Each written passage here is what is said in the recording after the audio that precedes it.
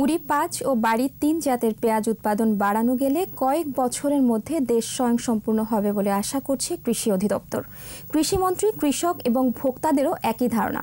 বর্ষাকালেও এই জাতের পেঁয়াজের আবাদ সম্ভব। পেঁয়াজ উৎপাদনে কৃষকদের ঋণ দেওয়ার তাগিদ সংশ্লিষ্ট প্রতিষ্ঠানগুলো।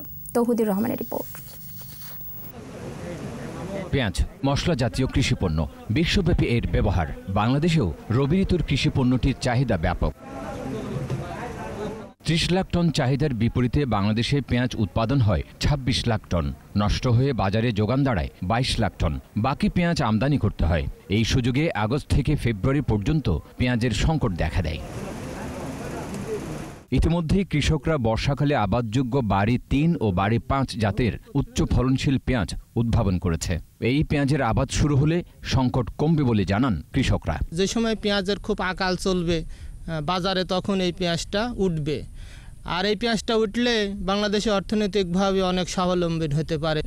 এই পেঁয়াজটা এই বাজারে আসলে পরে এই যেটা ঘাটতি আছে এটা পুরা হয়ে যাবে এবং কৃষকও পয়সা পাবে। এর ফলন প্রায় ৭০ থেকে ৮০ মণ হারভেস্ট হবে আশা করা যায়। প্রচলিত জাতের পেঁয়াজের চেয়ে ৩ গুণ বেশি উৎপাদন হবে নতুন জাতের পেঁয়াজে। সময়ও লাগবে কম, জানান কৃষি সম্প্রসারণ অধিদপ্তরের মহাপরিচালক। এই বর্ষার সময়ে পেঁয়াজ করা যায় এরকম দুটো জাত আমরা বাড়ি পেঁয়াজ ৩ এবং বাড়ি পেঁয়াজ ৫ উদ্ভাবন করেছি।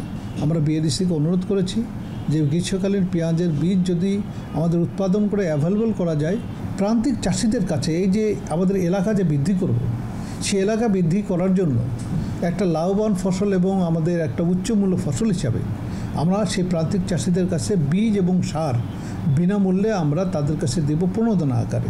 গবেষকদের চেষ্টা ও সরকারের আন্তরিকতায় খাদ্যে স্বয়ংসম্পূর্ণ বাংলাদেশ শীঘ্রই পেঁয়াজ উৎপাদন বাড়বে বলেও আশ্বস্ত করেন কৃষিমন্ত্রী। যেটা সুদ ছিল ৮ থেকে ৯ ভাগ, সেটা কমিয়ে আমরা ৪ ভাগে নিয়ে এসেছি। যে সকল জাত আমাদের বিজ্ঞানীরা আবিষ্কার করেছে, এই জাতগুলো যদি আমরা মাঠে নিতে পারি, ইনশাল্লাহ পেঁয়াজ আমাদের ঘাটতি থাকার কোনো কারণ নাই। ইনশাল্লাহ আমরা অবশ্যই পেঁয়াজ আমরা স্বয়ংসম্পূর্ণ হব। কৃষকদের তালিকা তৈরি করে শীঘ্রই নতুন জাতের পেঁয়াজ বীজ সরবরাহ করা হবে বলেও জানান তিনি।